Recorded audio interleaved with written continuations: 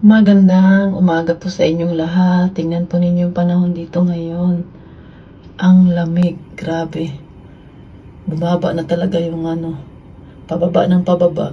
Malapit na mag-snow pa ganito.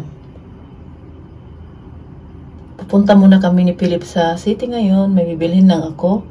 At mag-start na ako mamaya magdiko sa aming Christmas tree. At ipapakita ko po syempre sa inyo para maiba naman yung content natin at parang walang magreklamo. Jetzt ist wieder die rote haben. Teka pa. Pasti da? Ikaw po naman ni Philip. Bibilhan ko siya ng pantalon. Okay, ano ba?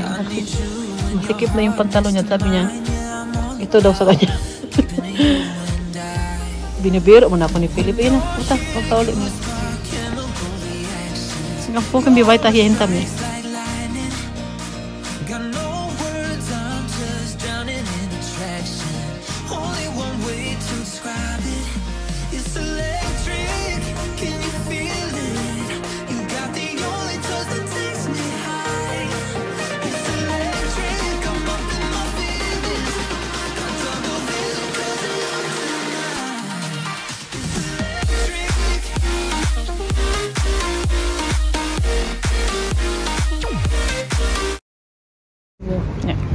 Dito muna kami ni Philip, lakad-lakad lang muna kami. Yun lang yung nabili ko, isang pantalon lang. Timing ba na tag 12 euro na lang siya. Nakatipid tayo. Kasi hindi lang isang pantalon yung kailangan nito, ang dami pa. Pagupitan ko po sana to, sabi niya, huwag daw ngayon. Kaya ko to dinala. Ayaw magpagupit, hindi ko na lang siya pipilitin. Lakad-lakad muna kami dito ni Philip dahil may oras pa bago darating yung bus namin.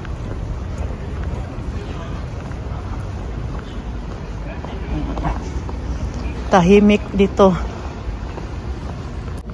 Yan po yung pinapakita ko po sa inyo paminsan-minsan po. Kasama po yan sa pang-araw-araw ko na buhay. At saka hindi naman yan araw-araw ko pinapakita na paibog-paibog. Di man yan paibog, madam, oy. At saka sabi pa niya, gayahin mo si Oliver. Si Oliver talaga ang gayahin ko. Na paiba-iba naman yung trabaho namin ni Oliver araw-araw. Si Oliver nagtrabaho sa hotel. Ayoko mag-video-video na nagluluto kasi pag nagluluto po ako ng pagkain, nagmamadali na po ako niyan, lalo na pag may pasok ng mga bata. Wala talaga oras na magkuha pa ng kamera, mag-video-video pa. Kaya hindi ko minsan may pakita kung nagluluto ako.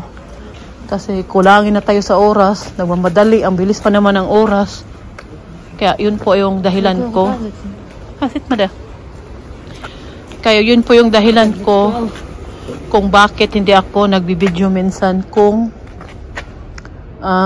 nagluluto ako. Dahil mamadali na. Dahil sa oras na. Mabilis lang ang oras, takbo ng oras ba? Tapos magbideo-video pa tayo. Kaya minsan lang po talaga ako nagbibideo na nagluluto ako. Kung may oras lang. Yan po.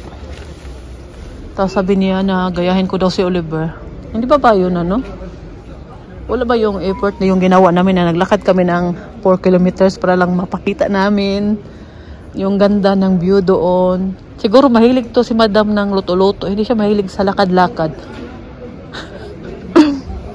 Nagda-diet pa naman ako ngayon. Tapos pagluluto ako. Gutumin man tayo.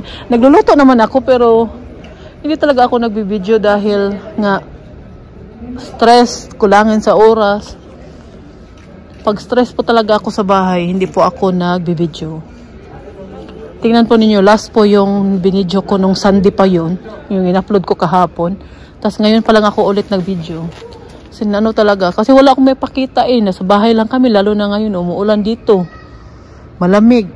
Wala kang masyadong magawa. Ngayon, buti ngayon hindi umuulan. Wala kang masyadong mapakita sa labas, lalo sa labas, sa bahay, paulit-ulit lang naman sa bahay. Mas gusto ko yung papakita ko yung nagumagala kami, lumalabas kami, pinapakita namin yung mga magandang pasyalan dito. Mas gusto ko yan. Kasi dito sa Germany, dito ko lang din yan natutunan na yung mga tao mahilig maglakad-lakad, lalo na pag weekend. Magbanding ang pamilya, maglakad-lakad. Kasi pang iwas stress din yan at depression. Pauwi na kami ni Philip. Naglalakad kami. Grabe, ang lamig po. Tingnan po niyo, nag-aso-aso. Nag-aso-aso sa kalamig. Grabe, naglalakad kami pataas. Ay, Ginoo ko, kalamig talaga. Sakit ng kamay ko sa lamig. Mag-ano na talaga to, malapit na to mag-snow pag ganito. Sa bahay, ipapakita ko po sa inyo. Pakita na naman. Ito yung pinadala ng kaibigan ko, pandikoko. Gustong-gusto to ni Michelle. At kakain ako ng isang piraso nito. Dahil hanggang ngayon, isang tinapay lang yung kinain ko kaninang mga alas 12. Kasi binilhan ako ni Martin ng ano ba, tinapay na may itlog, may salad sa loob. Yun ang kinain kong kaninang mga alauna. At nagkape din ako. Ito naman, galing ako ng city ngayon, naglakad kami, papunta doon, pauwi, nagsakay na kami dahil madilim na at saka nga lamig. At kakain ako ng isang piraso nitong pandikoko. Ano. Si Fiona ang nag-ayos ng ating Christmas tree. Sige, Fiona. Kaya mo yan. Kasi gustong-gusto na niya talaga ba mag-start na kami magdiko. Kaya nilabas ko na kanina. Kaya isa din sa rason na pumunta ako sa action dahil nagtingin ako ng kunti pa na diko ko. Dahil kunti lang kasi yung mga diko ko ba. Dahil nga ibang kulay na naman yung ating diko ngayon. Dahil si Martin nagsasawa na sa kulay red. Palagi na lang daw red. Tapos yung sinusuot pa namin red pa. Sabi niya may ibahin naman daw yung kulay. Ang haba nito. Dito ko siya ilalagay sa kusina. Dito sa kusina ni Uma. Dahil dito naman kami kakain sa baba, no? Hindi kami sa sa living room ni Uma dahil doon kasi matutulog yung kapatid ko. Dahil hindi ko na aalisin yung bed doon. Hindi na niya maabot kasi ang haba nitong ano natin. Kinuha ko pa yan doon sa baba. Yan na nakalagay sa karton. Ha? Tulungan kita.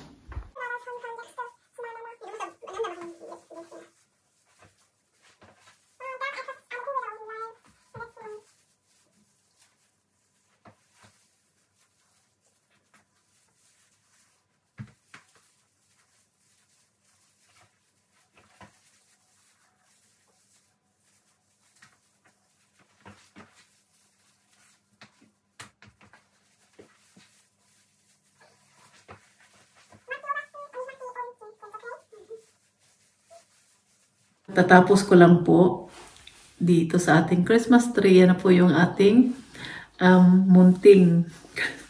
Napakasimple lang. Pero dadagdagan ko pa siya dahil konti lang, no? At saka wala pa kasi ako mga ganyan. Konti pa lang yung nabili ko ba. Mura lang naman siya. 99 cents lang naman. Hindi naman siya mahal. At dagdagan ko lang konti. At least na dito ko lang siya nilagay dahil po doon sana yan sa living room ni Uma, pero di ba nandun yung bed na nilagay namin kung may bisita kami. Katulad doon nandito si Oliver, doon siya natulog. Yun ang hinagaan niya. Sabi kasi ni Martin na wag mo na itapon para kung may bisita kami magamit. Kasi yung living room ni Uma, wala naman kaming palaging bisita na umuupo talaga dyan. Sila Oliver lang pag nandito siya. Kaya dito na, hindi namin nilabas yung bed. At dito namin nilagay yung Christmas tree para dito na lang kami sa kusina. After namin magkain, dito lang din kami magbigayan ng aming mga regalo. Ngayon po, ikuwento ko po sa inyo na napakasaya ko po nung isang araw at kinakabahan sa resulta ng pag-apply ng aking kapatid na lalaki noong November 3 sa German Embassy sa Cebu. Kinakabahan po talaga ako dahil ang bilis dumating ng resulta ng pag-apply nila ba. Akala ko na denied siya. Pero buti na lang na maganda yung resulta dahil po makapunta po dito yung mga kapatid ko ngayong Pasko. Napaka saya ko po talaga. First time po mangyari sa tagal ko po dito sa Germany na kasama ko mga kapatid ko ngayong Pasko. Nakakatuwa at nagpapasalamat ako sa Panginoon dahil dininig niya yung aking pagdadasal palagi na sana makapunta yung kapatid ko na lalaki dito. Kasi first time niya at wala pa siyang ano ba, hindi pa rin siya nakasakay ng eroplano hanggang ngayon, kaya kinakabahan siya na tuwang-tuwa. At syempre, excited na siya dahil pinapangarap rin po niya na makapunta dito, makita ang Germany, makapasyal man lang, at lalo na makita yung mga pamangkin niya.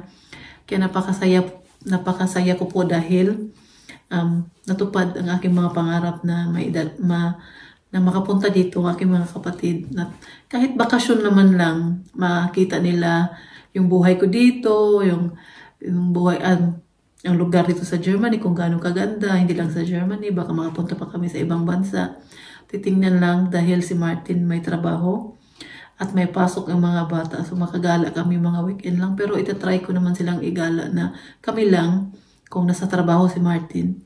Kaya nakakatuwa dahil nung pagkatanggap lang namin ng resulta ng visa nila, kumuha agad si Martin ng ticket. Kasi po, diba pag December, mahal yung mga ticket dahil bating bakasyon ba yan, no? Buti na lang nakakuha agad si Martin ng ticket kahit may kamahalan siya, pero okay na din. Pero hindi katulad nung papunta ng kapatid ko ito na babae ba, hindi naman ganun kamahal katulad nung ticket niya.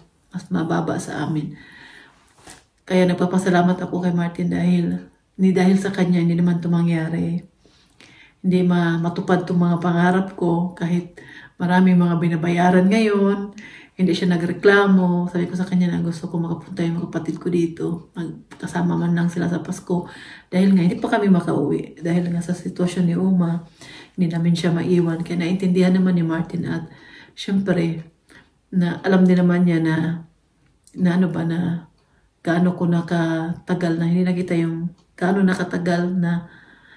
katagal na hindi ko nakita yung kapatid ko. Hindi na marunong mag-Tagalog nito. Kaya nagpapasalamat po ako dahil sa wakas, dalawa na sa kapatid ko ang makapunta dito, kaya nakakatuwa. At ako po ay nagpapasalamat talaga. At mangyayari na yung mga pangarap ko. Sana sa susunod yung mama at papa ko naman. Yung mama ko kasi, nung nag 60 years old siya, kumuha siya ng birth certificate dahil para sa senior citizen. Hindi pala siya nakaregister, kaya wala siyang birth certificate. Hindi siya makakuha ng passport, kaya asikasuhin mo na, di ba? Hassle pa naman yung pag-register ka, dami pang asikasuhin. Yung papa ko naman, kung pupuntahin ko naman sila dito, ayoko na pumunta sila dito na timlamig dahil hindi sila mag-i-enjoy at may mga edad na. Kaya kung pupunta man lang sila dito, syempre kung pinapangarap ko sa kapatid ko na makapunta dito, pinapangarap ko din sa mama at papa ko na makapunta sila, pati yung mga pamangkin ko. Kaya lang yung mama at papa ko kailangan hindi sila tinglamig makapunta dito. Kakawawa naman at hindi sila mag-i-enjoy kung malamig ang panahon na dito sila. Kaya dapat, ting-init dito para naman ma-enjoy kahit kami lang, kahit wala si Martin na trabaho, makalabas kami. Kung tinglamig kasi, tas madulas, diba? Nasa loob ka lang ng bahay, maburingan pa sila.